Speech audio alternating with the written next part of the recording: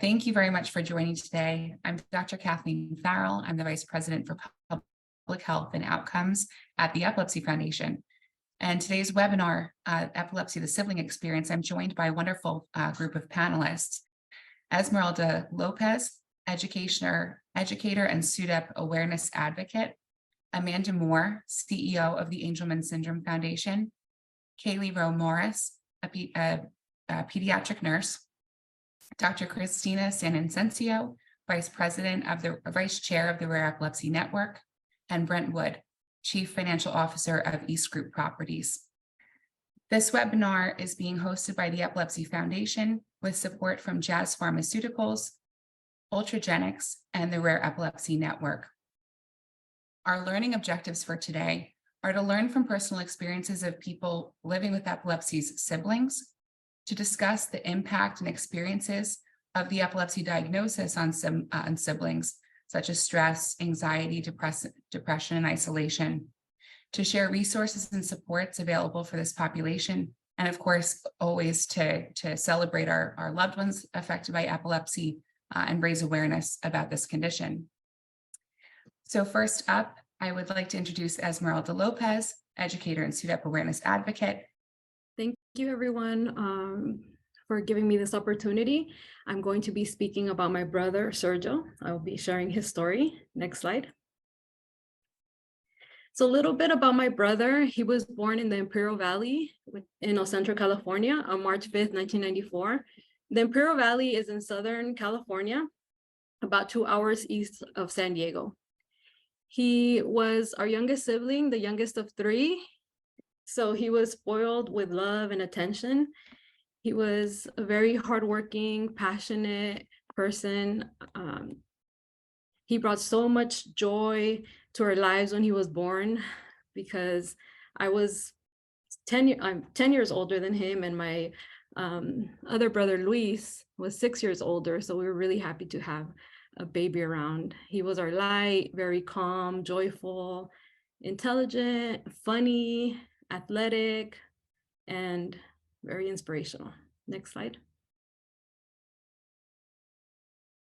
So here are a few pictures of him as a baby. So you can see there, the three siblings there, how he was just our little baby following us around and so happy and joyful. Next slide. A few more pictures of him. Here you can see his goofy personality. Next slide. Growing up, he always played soccer. He was always very athletic since he was very young. In high school, he continued playing soccer. Even after high school, he volunteered to play with the firefighters in their league. Next slide. So Sergio's first seizure was when he was 17 years old. It was a nocturnal seizure. It was in 2012. We were terrified because we did not know anything about seizures. And so, of course, we called the ambulance, and it was very traumatizing for our family, but he was okay, and he continued seeing neurologists, and they didn't really find anything abnormal in his exams. But since he did continue having nocturnal seizures, he started the medication. And so he would have seizures maybe 3 to 5 times a year, and always in his sleep. And we were never informed about SUDEP. Next slide. So I wrote here sports gym food because that's what he posted on social media in the About Me section. So it really does describe him. He loved working out. He was really passionate about health and fitness. He helped me. He was like my personal trainer. So we would work out at the gym together. Next slide. My brother was very family oriented. He was always around at every celebration, every milestone. He was there. Here you see some pictures of him with my niece and nephew, Bella and Alec. So my brother Luis's children. Next slide. Sergio's dream was to be a firefighter. He attended Imperial Valley College, and he completed the Fire Academy. Here are some pictures of him at his graduation ceremony. So epilepsy didn't stop him from his personal goals, and it didn't affect his daily life just because he was on medication and he didn't have seizures often. But it did affect his career goal because they didn't accept him as a firefighter because of his medication. Next slide. So another one of his dreams, like most people, he of course wanted love, a family, and he did have that because he had a beautiful girlfriend, Joanna, and she was pregnant right before he passed away. So these are some pictures of him with Joanna shortly after they found out she was pregnant. So next slide. So although my brother did not get to be a firefighter, he did not give up on his dreams. So he said, okay, option A, that's not for me. So he wanted to be an EMT. They again rejected him because of his medication. Then he said, okay, I'll be a probation officer. I'll be a sheriff. I'll be a correctional officer, border patrol agent. And he experienced rejection because of epilepsy on all of those. However, he didn't give up. It got to the point where we wanted him to try something else. And I told him, why not education? I'm in the education field. And he said, no, I don't want to be a teacher. And so he didn't compromise, which I'm very proud of. And he finally made it. So a few months after he found out Joanna was pregnant, he got the opportunity to become an officer at a facility. And that made him so happy and he was so excited. So he got to be an officer 3 months before he passed away. And to my family, it's very meaningful because this plaque right here is what they have at the facility where he worked. And the officers attended his funeral. And so that showed me, wow, this is why my brother wanted to fight, to be in a team, and this is what he wanted to do. And so we're very honored that they did that and that they recognized my brother. Next slide. So Julieta, his daughter, was born 3 months after he passed away. And she looks just like my brother. This is Julieta. She was born June 4th of last year. Next slide. So she's just like my brother. She looks like him, but she's also just like him. She's very loving, very happy. She loves dancing, like my brother loved dancing too. And she's just so beautiful. Next slide. And here you can see how much they look alike. She's this little mini me. Next slide. We just celebrated her first birthday this year, June 4th. So here you can see that she's spoiled, just like my brother was. So she's a very loved child. Next slide. Here on the right, this was just this past weekend. I now live in Ocean Beach and she came to visit me. So that's me with my niece, Julieta. And then on the left, you see pictures of me with my brother in the same beach. We happen to be in the same location this weekend. Next slide. I'd also like to share my experience with the Epilepsy Foundation. Last year and this year, we participated in Sharon's Ride, Run, Walk, the Epilepsy Awareness 5K. And it's just such an amazing experience. It's a great way to honor my brother. And we had a pretty large team this year, so I'm really happy about that. And I ran holding my brother's sign, the one that says Team Sergio Lopez. And it was just such an amazing feeling to hear people chant his name, strangers. And so to me, it was very important to hear his name, and it still is. And so I really recommend getting involved and attending events like this. I'd like to share a quote from Sheryl Sandberg from option B. She said, "You didn't deserve this. You're not going to go through this alone." And so I wanted to share that because we all of us, we don't deserve this, and we're not alone. There is a community, and it's very important to join. It really helps. Next slide. So I'll end by saying that losing my brother showed me how difficult, unfair, devastating life can be. But of course, I'm so grateful for my brother. When I think of him and all the beautiful moments, that's a reminder that life is also very beautiful. And my brother didn't let his experiences bring him down. He never gave up on his dreams. He accomplished all of his goals. He was strong. So I hope to share to you all to be strong, to never give up, and also be the light that helps others shine. Thank you. Geralda, thank you so much for sharing Sergio's story. I think he'd be incredibly proud of your resilience and your passion for keeping his memory alive and being an advocate to the community. And you're right, Julieta looks just like him and is so beautiful. Thank you. I know it's a really difficult thing to talk about, so thank you for sharing the story. We're going to wait on questions until after all panelists have presented, but if people are coming up with questions in our audience, please feel free to add those to the Q&A box, and we'll be sure as we open up discussion after the presentations to get to each of those questions. Next, I would like to introduce Amanda Moore as our next speaker.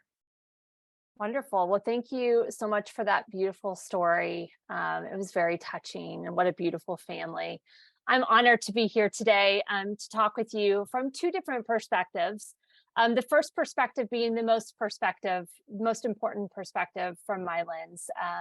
I am honored and privileged to be mom to Jackson and Baden, who are twins, who are 8 years old. Jackson was diagnosed with Angelman syndrome at 18 months. And so our journey with the rare disease space, especially epilepsy and seizures, began right around that time. And so, I wanted to share just a little bit about my experience with sweet Baden, who is his brother, because I think often what we find is that when we are taking care of an individual with a rare disease, often as a parent, you find that you feel that you're failing on a constant basis to the sibling. And this is just my perspective. I'm definitely not saying everyone's failing. I just feel that way on a constant basis, that Baden is getting the short end of the stick a lot. And what I have found, a couple of things I want to share with you, and then I'll go into my other perspective for you. But the one thing I find about our siblings who have a brother or sister with any sort of rare disease, specifically, we're talking about epilepsy here, is how resilient they are, how smart they are, how curious they are, and how big their emotions are. The one thing that we really have been trying to do with Baden as he's getting a little older and starting to notice that mommy and daddy have to spend a lot of time with Jackson. And when Jackson's in crisis, that mommy and daddy are stressed out and scared and in crisis as well, is how resilient Baden has been through that process, how supportive he has been, and how in those moments of so much fear as a mom, he comes along as a little 8-year-old boy and shows this amount of wisdom and love that is so beyond his years. And so there's these moments where I feel like, oh my gosh, I'm failing. Like all he wants is my attention, but I can't give it to him. I have to spend time with Jackson, or whatever it may be.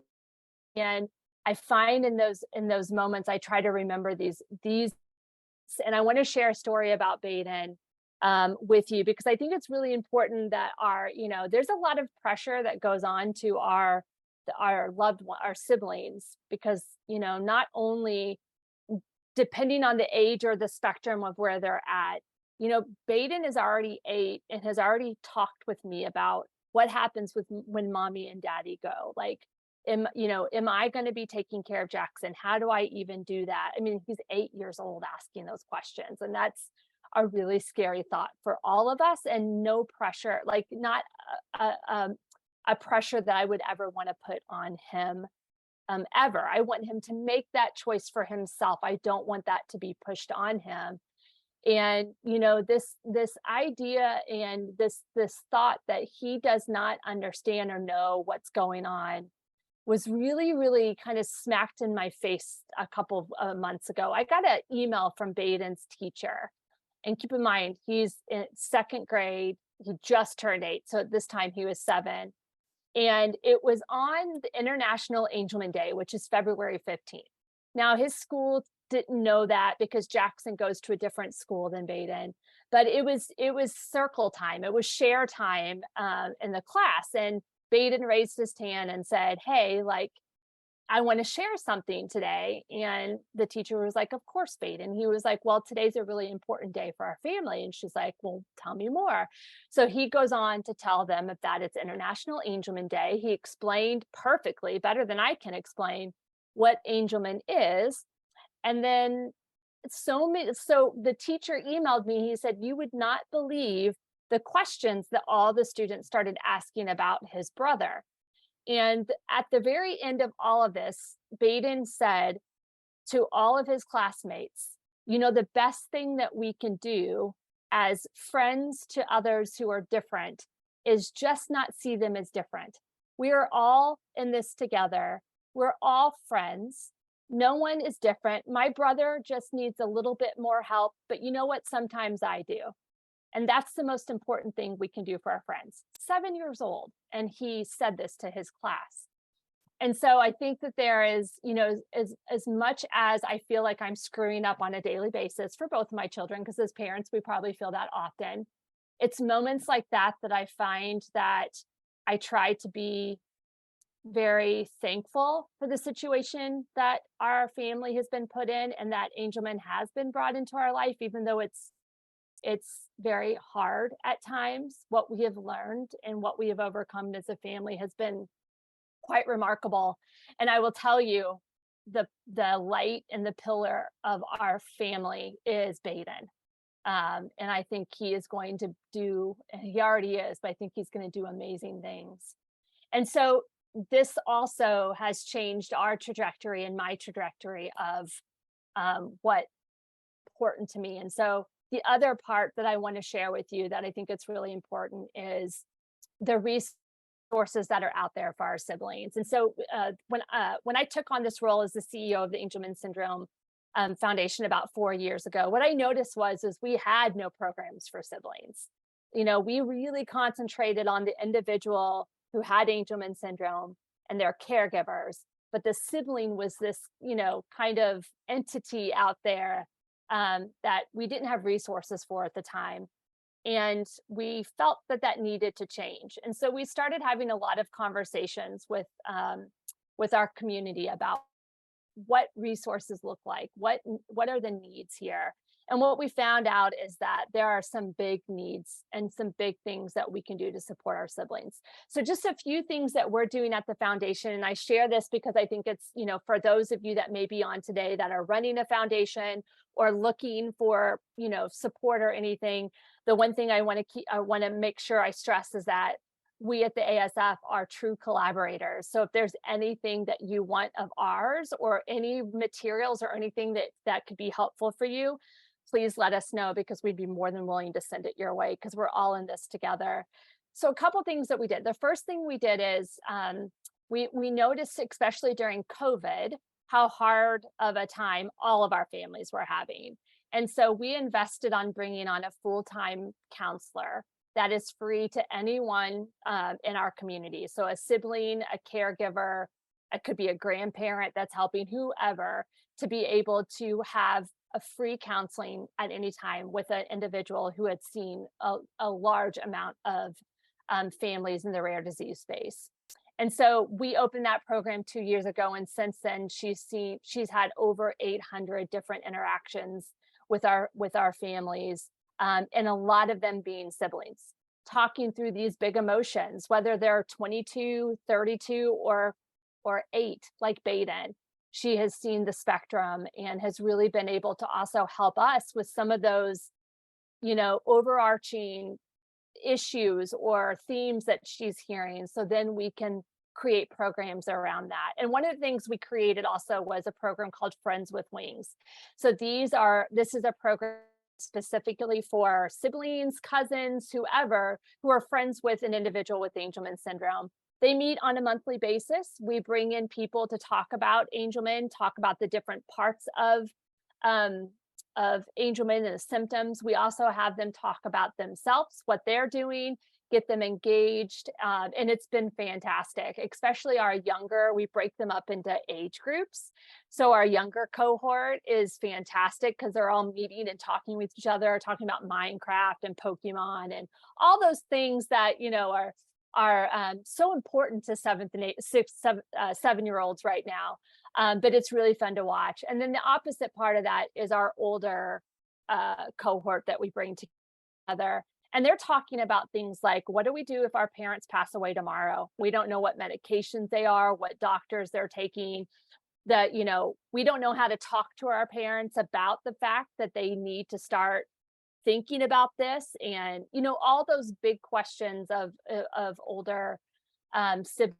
And so we've brought in a lot of support and created resources. We created a binder that we can take families through to create that for whoever will be supporting and helping. So there's been a lot of resources around that as well.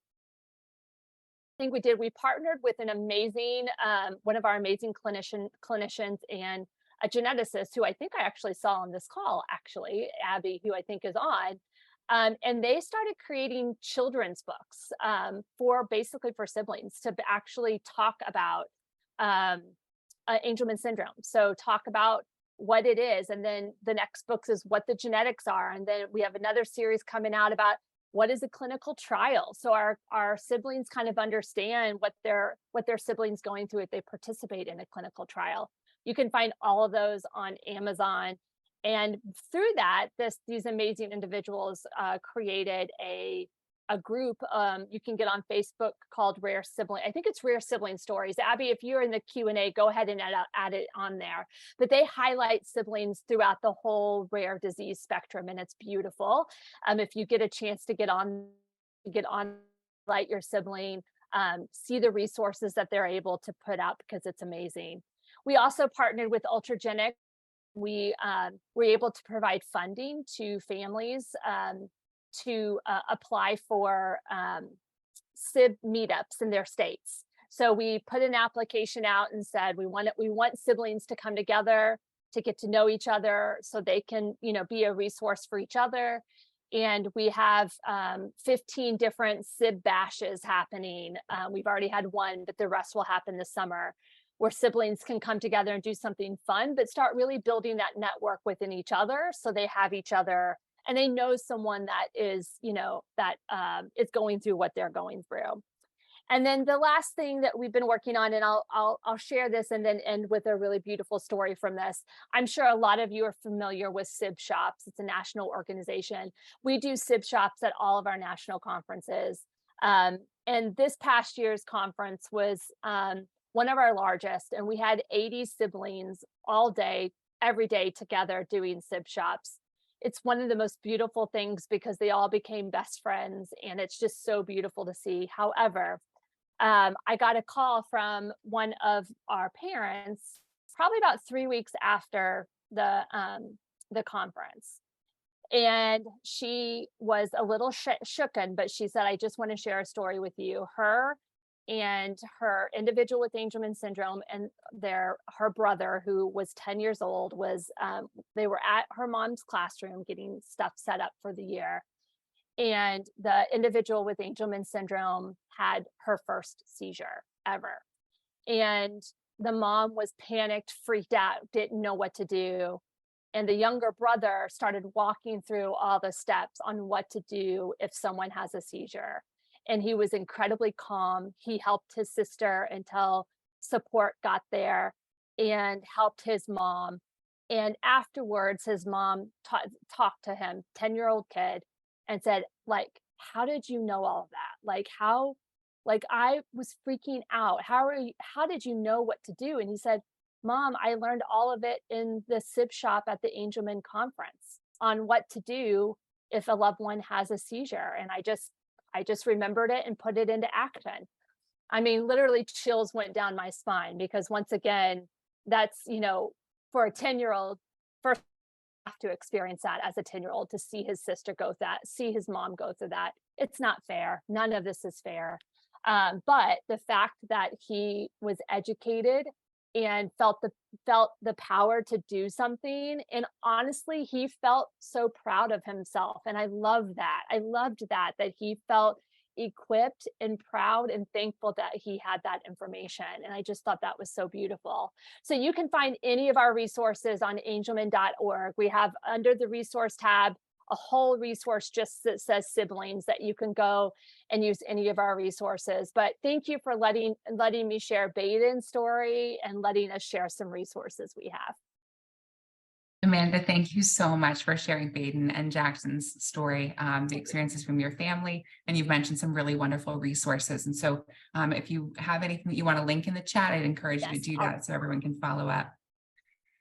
Our next speaker is Brent Wood. So Brent, we'll turn it over to you. Sure. Hello, everyone. I've got to admit, when I first was asked to be on the panel, I saw the roster. I was like, well, which one of these is not like the other, when I saw kind of the headings of everyone on here. But it is an honor to be here today and to chat with everyone. And my story begins quite a time ago. I am one of 4 siblings. I was one boy, 3 sisters. And one of my younger sisters, Dana, was diagnosed at a young age. I would say it was probably around 6 or 7 years old. And again, this is going back quite a bit in time. And it began with her with sort of what we would call a funny arm. She would kind of curl her arm, hold it, begin to laugh. And we just thought she was being silly. And it turned out that was kind of the precursor to understanding she was actually having seizures. And that's one asterisk I'd put, and I'll summarize at the end, but just recognition. There's many different ways that seizures can present themselves or not present themselves. And I think that's one of the important facts of the Seizure Safe School Act that the foundation's been pushing so hard, and we're trying to push here in Mississippi. We were close this past year and we'll continue to pursue. But that eventually led, she had a major seizure one night that, as young children, me and my other siblings, we were just petrified of what was happening. But that led to emergency medical coming to our home. And that's really when her journey began. She was, diagnosed as an epileptic. And medications did a decent job of controlling her seizures, really up until the point she became older teenager, and then later had eventually the birth of 2 children. And she really began to struggle at that point, controlling her seizures, working with the doctors and trying to adjust medications. And again, this would have been late 80s, early 90s. But that eventually led to a grand mal seizure that claimed her life at the age of 21. So that's a sad story, but I don't want to be here today to discourage. I want to be here today to encourage you, because again, that kind of took place in the 80s, early 90s, and we've learned a lot as a community since then, not only with diagnosis and different things, but with the medications along the way. And really to the point, and it's really no different than you hear with cancer people, grandparents that died of cancer, but had they had that today, they would be able to survive it. And I really feel that and convinced that my sister would still, if she were to reenact what had happened to her in today's environment, I really think she would be a survivor and would lead a normal life. So I want to say that in an encouraging way, that as we roll forward to my story several decades later, that there have been a lot of advancements and a lot of awareness out there, and still ways to go. And that's why a lot of us are here today, but nevertheless, we've made progress. A lot of that comes into, again, my sister struggled somewhat with proper medication and getting all that dialed in. Again, this was a lot fewer drugs were available then, and probably I would guess anything that she took then is not anything that anybody would take today. And that's one thing that we're working with here at the Epilepsy Foundation Mississippi is our Blue Cross Blue Shield in the state of Mississippi has a very outdated formulary. And unfortunately, a lot of our patients here in the state of Mississippi don't have the availability of quite frankly, of just up-to-date modern drugs. It's very antiquated.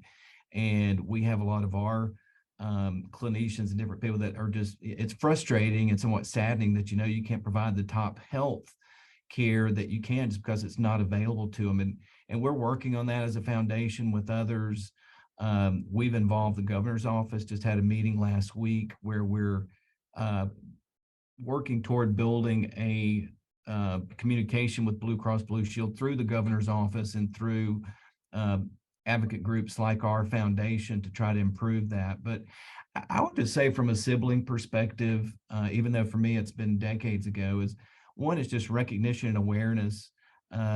Most of you, if you're on the call today, you've probably already checked that box, and maybe it was a little late, but in some way, shape, or form, you've probably had to recognize and be aware of seizure episodes. And then I would say, communication just within a family, within siblings, within the community. I kind of grew up a little more a rural Mississippi family. We're a little bit old school, and you just didn't talk about many things. I mean, we had a very nice collegial family and did normal stuff, but we didn't have communication. Just wasn't one of the topics, though. It was more just day to day. And so my sister somewhat, I mean, we knew obviously her situation, all that. It wasn't as though we tried to hide it, but we also didn't overly communicate about it, which I think we should. I think we should have just been more open, and we should have been, as a family, we probably could have been more supportive of Dana had we just talked more about it. What are you dealing with? And I know she talked to my mom, but as siblings, we kind of stayed aback a little bit to that and probably could have done that differently. And then I think at that point as a sibling, you just support. And, every victim of some sort of epilepsy or seizure type syndrome is, you'll know their personality and to what level they need support, but definitely want to be there and offer it. I know Esmeralda was very taken aback by their support within her family, but that's something you can do. And then I would say get involved. I mean, even though for me, my sister passed away in 1995, but it still for me is something that anything I can do to help and advocate for other families to be, try to move the ball forward and try to advance it and try to leave things better one step, then the next person leaves it at a better step, and we keep climbing that wall to where we can mitigate this as best we can. We're not going to cure seizures. We're not going to cure any of this in our broken world today, but we can get involved and do things, whether it's with the Epilepsy Foundation in your area or through Angelman's Foundation or other things. When I first decided to join, it was when you're looking at charitable things to do, it's like, well, what would I have a passion for in that type thing? And having lost a seizure, well, if there's any little thing I could do to help another person, and that's kind of where my involvement's been. And then you think you don't have anything to add, and then over time you find yourself. Last week I was expressing serious frustration about how antiquated our Blue Cross Blue Shield of Mississippi is, and the lack of, once you become aware of that, you try to make other people aware and say, this just simply isn't right and we can do better. So that would just be my perspective on everything. Again, just from a loving brother who lost a sister, but to whatever extent could help, prevent that going forward, and just encourage those out there that may be afflicted with it. Things are a lot better than they were, and you can live a very normal life and just go for it. The loved ones around you to support you, and just happy to be here today and asked to participate. And thank you so much for sharing Dana's story and the story of your family. And, you highlighted this advocacy and this action, passion for action. So thank you for your work in seizure safe schools. And like you spoke about, advocating for improving the formulary in your state. So thank you for being a part of this conversation. Our next speaker is Kaylee Rowe Morris. Kaylee, I'll turn it over to you.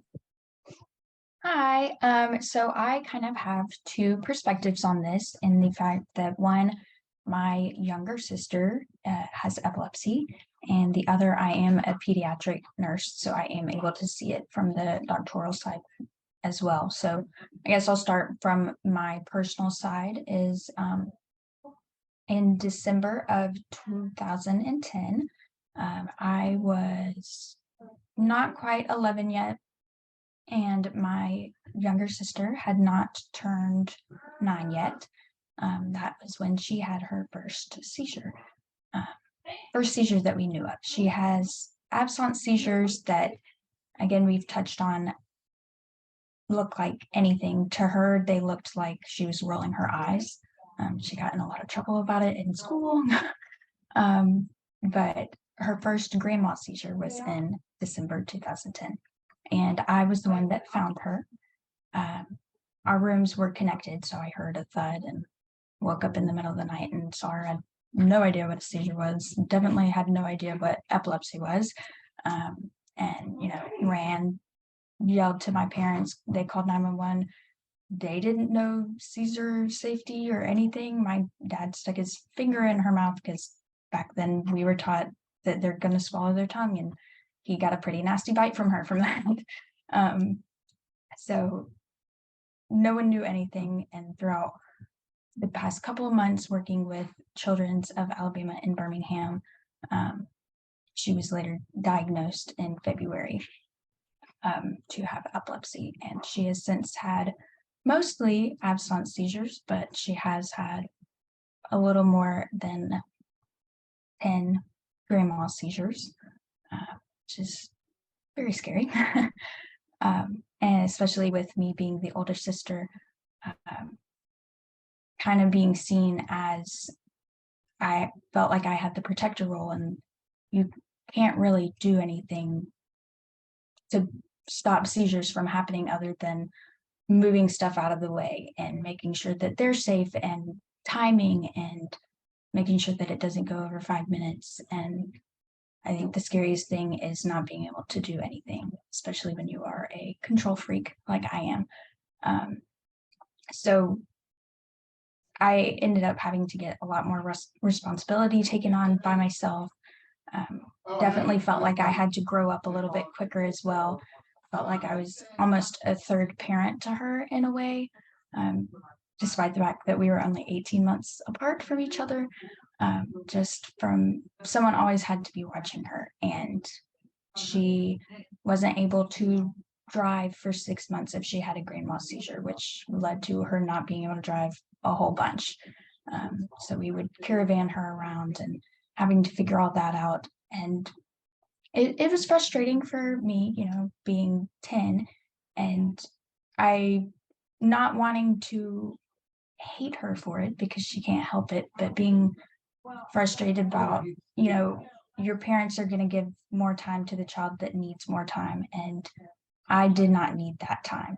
And trying to figure that out and becoming more independent is a struggle, and still continues to be a struggle now, and I'm almost 23. So it's kind of sharing that burden with your parents, but still not being able to really do anything about it. You're stuck hoping that the medicine works, hoping that the doctors find something, kind of raising yourself a little bit, raising your little sister. And like, how do you let that frustration out? She doesn't want to have epilepsy. She didn't sign up for it. No one signed up for her to have that.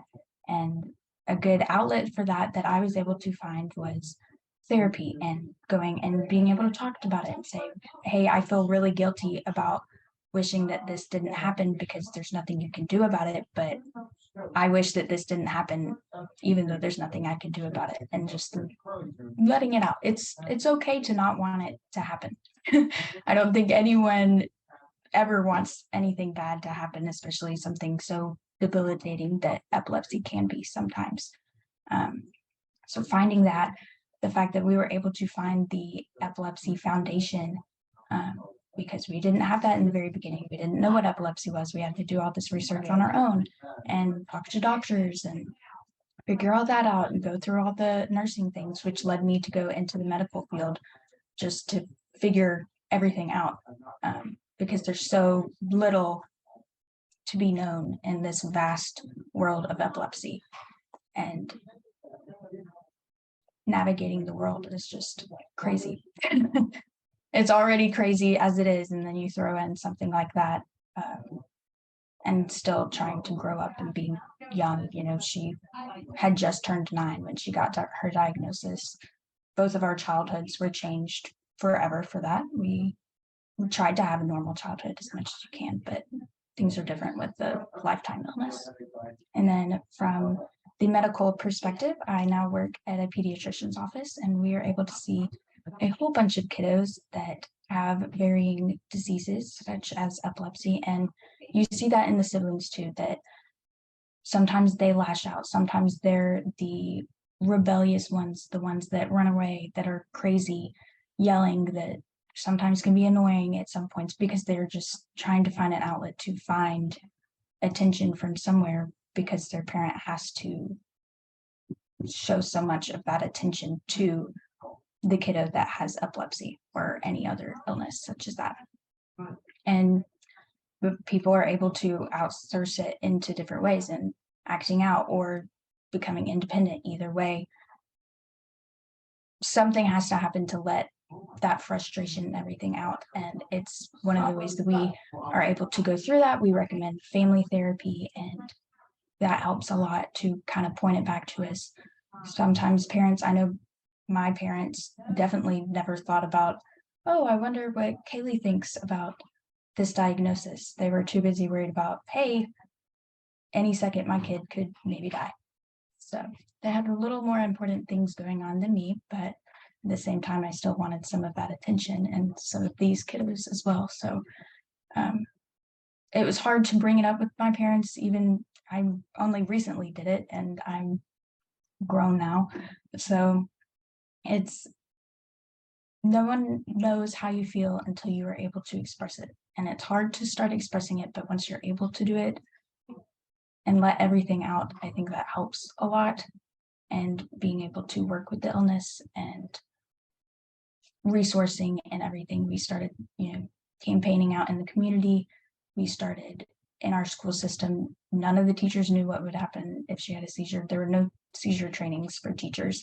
So starting that up in Alabama and continuing that on in Georgia, where I am now, just continuing to spread the news, because it was 2010, but still people in 2023, still some people don't know what seizures are. And in nursing school, we're learning what a seizure was for the first time in our class and asking me questions about it instead of looking at the textbook, which is kind of crazy. But just outsourcing and being able to speak out is the main thing that helped me, and I feel like would help a lot of other people. Haley, thank you so much for sharing your story with your sister. And you've touched on the complexities of emotions that affect siblings of people living with epilepsy, and how that interplays with the whole family dynamic and important resources like therapy. The other thing that you touched on, which I think was brought up by another panelist, is the importance of seizure first aid. And so I would just encourage people to visit learn.epilepsy.com. You can become seizure first aid certified, or kind of taking a simplified course in seizure recognition and action. But thank you for all of the points that you've raised.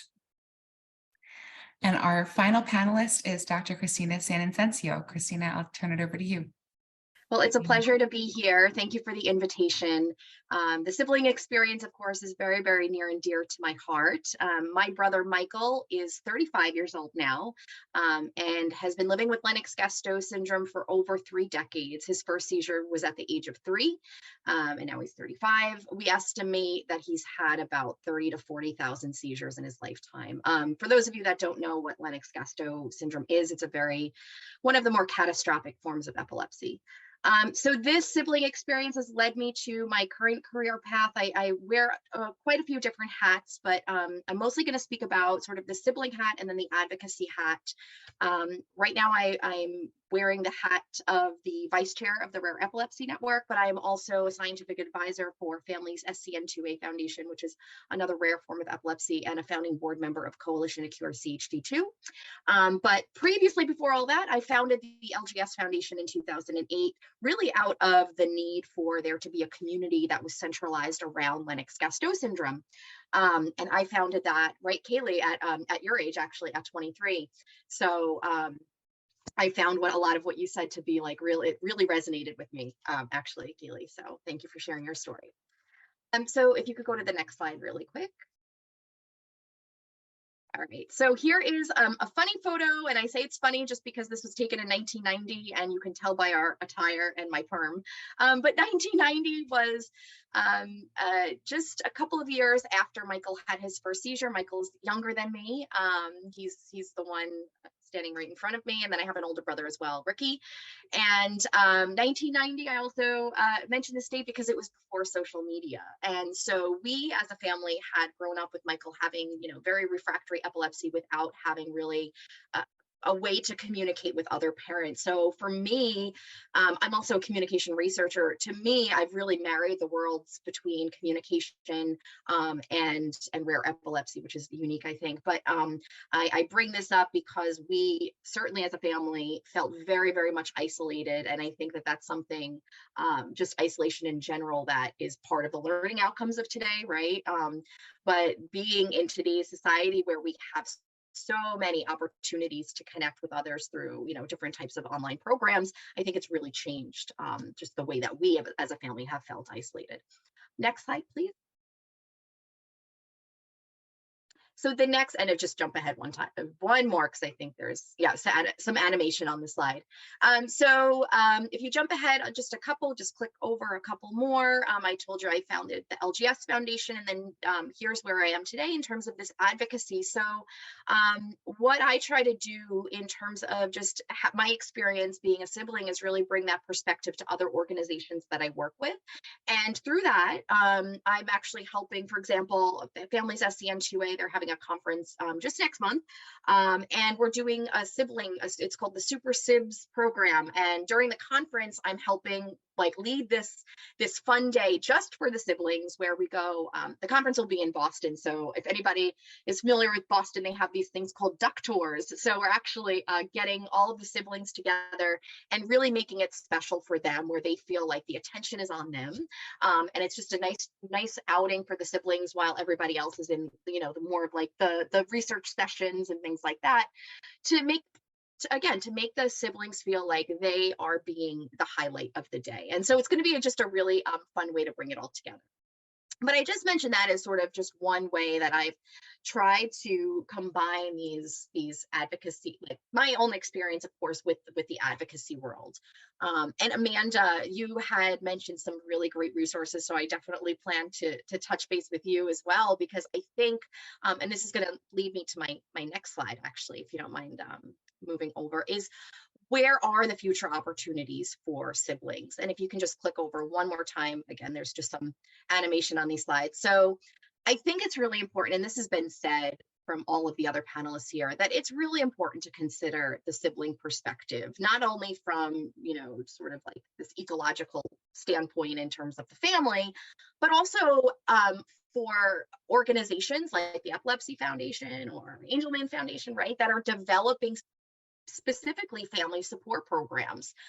When I was running the Lennox Gastaut Foundation as executive director, it was something that I had certainly, near and dear to my heart, had wanted to be able to do something. And now there's a partnership with other organizations that have these sibling programs for rare epilepsies. And it's so beautiful to see that happening now, because as all of us on the panel know, right, sometimes it's really, it sort of feels, as a sibling, you might feel defeated because you feel like there's programs for everybody else, but where are the programs for me?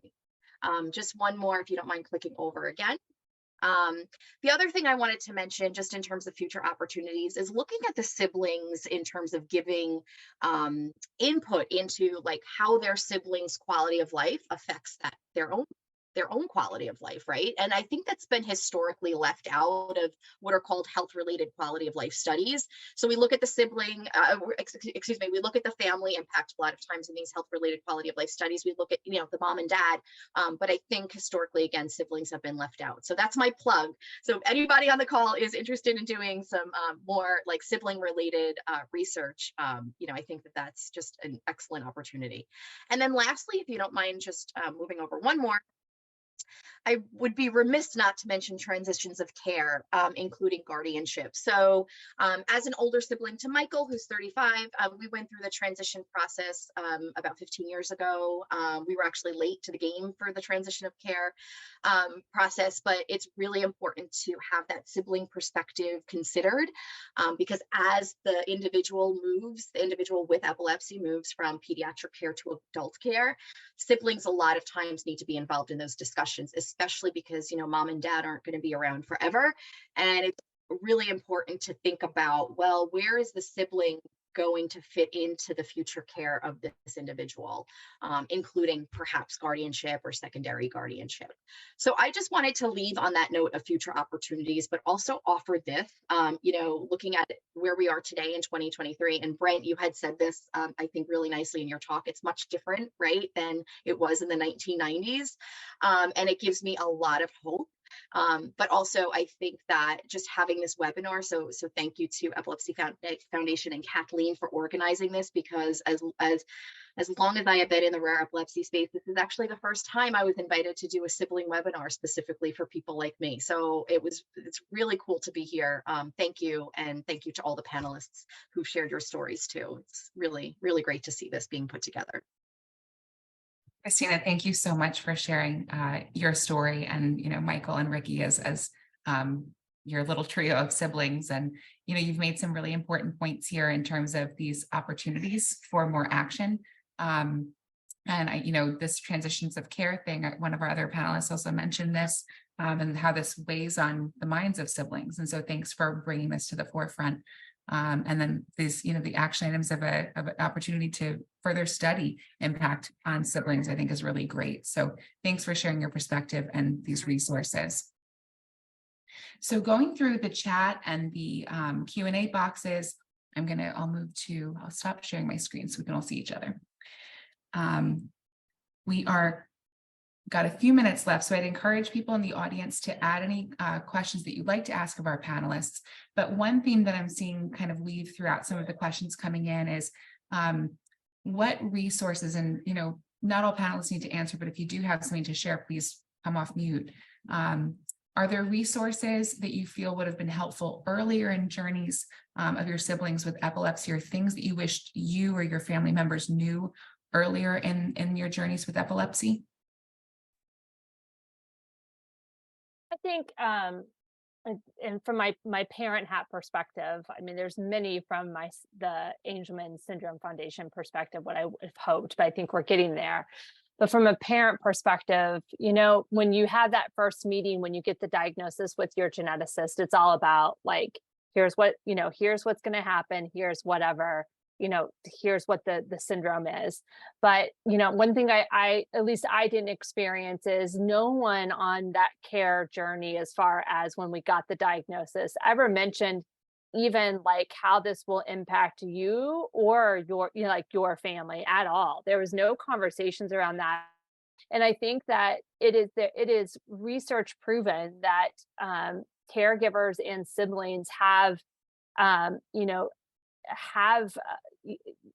mental need mental support, need this capacity when they're going through this journey as early and as often as possible. And there's just not that many resources or people that are out there that understand this. So I think that, you know, it would have been great really, really early on, even to get the advice of, hey, it might be really important for you and Baden and Jackson's brother are talking to someone now. Talk through these feelings and help, and also give us tools as parents, how we help Baden through those big emotions that he has had and will have.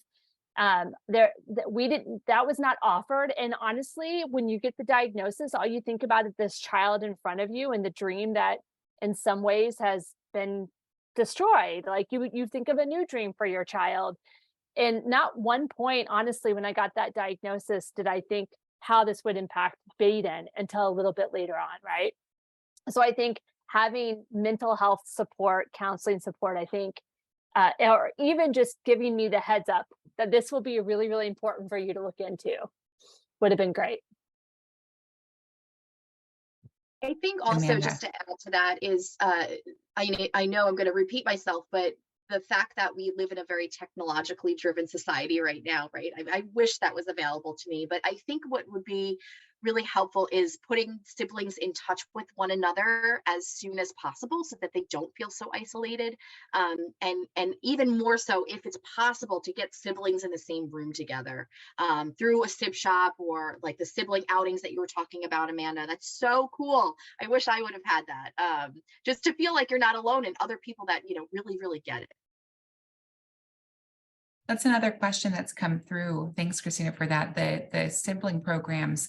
I'm seeing a question that in the chat box about people having a hard time accessing those types of support groups that sometimes are more geared for medically complex siblings versus a sibling with behavioral issues. And Darlene is wondering if there's any advice anybody can share on that.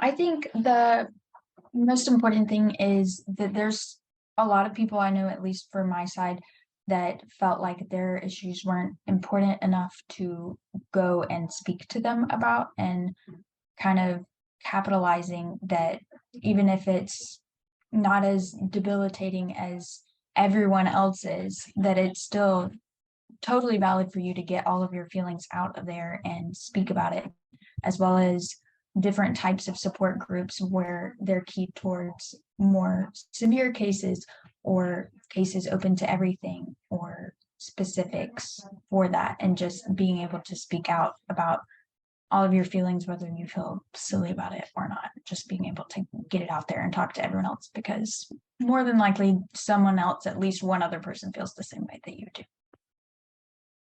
you so much, Kaylee. And we have time for one more question.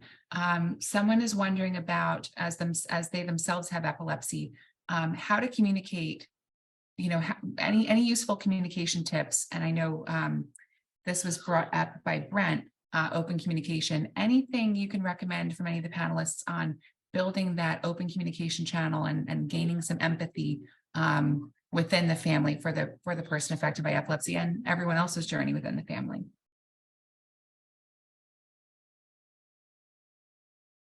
Well, as far as communication, I'll go back to, if there's, especially for younger kids, I'll concentrate on that.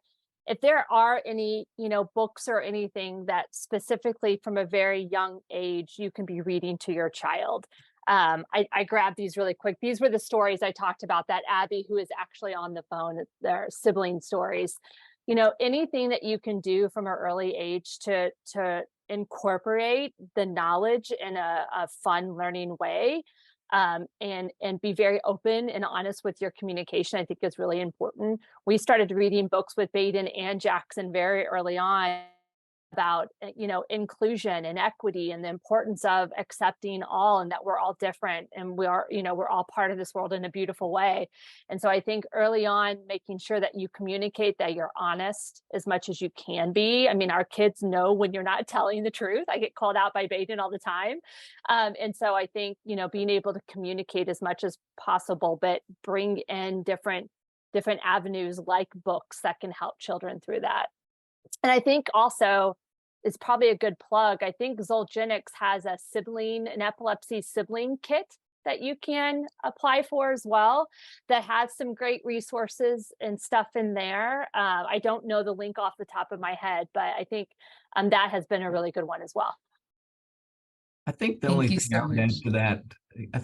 I would add to that real quick, Kathleen, is, just from a family dynamic perspective, if you have a particular family member or sibling that you're maybe a little closer with or easier to communicate or talk to, maybe just a candid upfront conversation with that particular family member about how it's impacting you and the involvement, and maybe helping them get up the ladder and kind of where emotionally that's impacting you. And then maybe they can help weave the family unit as a whole, and maybe even attending events like this with you, and or maybe going on a doctor visit with you again, where they can maybe begin to more understand about your situation and have more empathy towards it. But that can be a tricky aspect in just dealing with the family. So great tips, Brent and Amanda, thank you for that. So we are, believe it or not, all the way through our hour. I just want to thank so much our panelists, and to all the participants on the line today for your questions and your interest and engagement in this really important topic. And thank you also to our supporting partners in Jazz Pharmaceuticals, Ultragenics, and the Rare Epilepsy Network. This has been a great session and will be available, the recording, on epilepsy.com and social media channels in the coming weeks. I wanted to just share with this group a few more resources and things to be aware of before we wrap up. The Epilepsy Foundation does offer a 24-hour, 7-day-a-week helpline available in English and Spanish. Those numbers are here on the screen, but also if you visit epilepsy.com/helpline, you can find support for, things listed on this slide and more. So I would encourage you please to reach out to us. Additionally, the Epilepsy Foundation offers sibling support groups, both for siblings of people living with epilepsy. We also have young adult bereavement virtual support groups. So you can find these and others on epilepsy.com/events. Thank you again so much for joining, and please keep an eye out for a link to a feedback survey. If you've been watching our webinar today, it's with your input that we can help improve and continue to serve great, useful content to you. So please keep an eye out for those, and we appreciate your answers. And I wish you a great rest of your day. Thank you.